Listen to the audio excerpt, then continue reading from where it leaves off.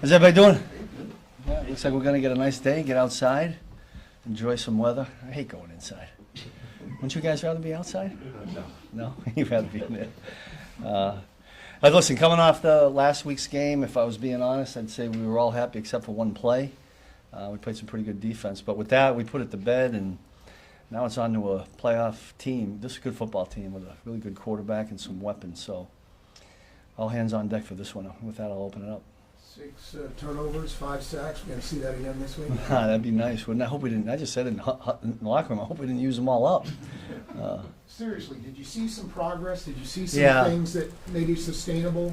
Well, I tell you, the play that Brian Cook made, I thought was a really good athletic play. He played that perfect, and then Trent. I mean, to get your first interception on a play like that was.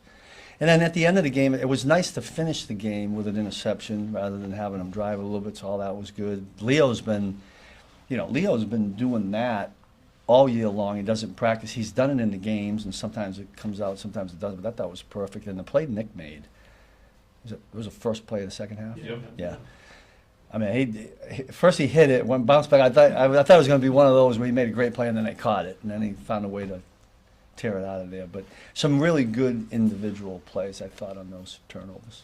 And then Charles with the facing a team like Houston with Nico Collins there, just as his development, CJ Yeah. Stroud's development in their second year together. Just what is it you've seen out of him that makes them so successful? I mean, they look like they're in complete synergy, you know, and not just those two, and not just that wide out. I think they got a tight end that's real effective. Their slot receiver's really good. And then the running back, you know, who we saw a lot when he was in Cincinnati. Boy, what a find he was for them. And not just as a running back. He catches the ball out of the backfield, too.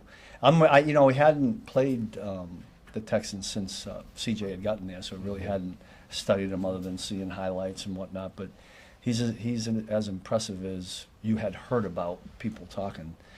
Really poised for a second-year quarterback, and I think he just has a unique ability to move around in the pocket and still have his eyes downfield. He makes a lot of plays slipping in and out of the pocket and finding an open receiver. And when a quarterback can do that, I think that's pretty dangerous. How do you feel like Charles Omenihu is impacting the D-line, and then really the second and third levels as well, like the whole defense? Yeah, well, listen, you guys know how I feel about Charles. It's good to get him back, and it was going to take a little while to kind of amp him up. He's playing a little bit more on first and second down now, which is a good thing for us when they decide to throw it.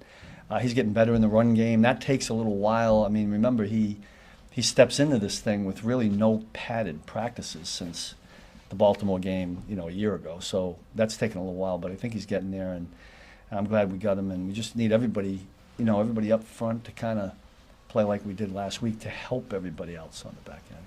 A lot of folks are wondering that Josh Uche has not been active many times. Yeah, well, there's only so many hats, right, on game day. But I talked to Josh the other day. I mean, we'd like to try to find a way to amp him up. So that's Joe Cullen is evaluating that every week, and there's a couple guys there that could, Malik has played good football for us. So, somewhere down the road here, maybe you see one or two of those guys, and hopefully nobody gets hurt, because usually that changes everything with injuries. But that's probably going to be a week-to-week thing. Yeah. It appears you might not have Shamari this week with him in the protocol. It appeared that you guys would turn around a little bit more with his absence. Yeah. Is that just a specific thing for that game, or do you? Yeah, in the middle of the game, we had to get somebody in there that had gotten some reps. Trent always gets nickel reps. He did it last year. He doesn't need many, but during the week, if we do a walkthrough, he always gets them. And Chris Roland Wallace gets them as well. And so those are the two guys that, Chris will get the boatload of it, and we'll see where it goes from there. But we've got a couple different things we're kind of working on and looking at. When you have injuries, we gotta find a solution. So there'll be some things we'll have to do if we don't have Tamari. Trent said he, during the play, right before the interception, he glanced up at the Jumbotron. Is that taught at all? Is there going to be some sort of delay there sometime? I wish I could say I did teach that. Now, my guess is what he was saying was he was looking at the Jumbotron that way. Mm-hmm. I'm assuming, right? Yeah.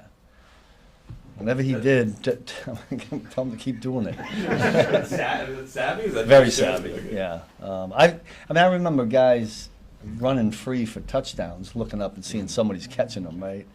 I have never heard the interception one, but Was it just randomness that he had not had an interception in his I career? think so, because I don't recall, I'm not sure there's been any this year. Can you guys recall any that he dropped?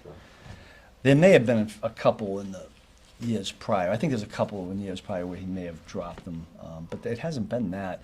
You know, part of what happens when you're a good football player at that position, this happened a lot to LJ last year, that when you got your guy covered, they go someplace else. And so a lot of times those opportunities don't come up. But I was glad he took advantage of that one.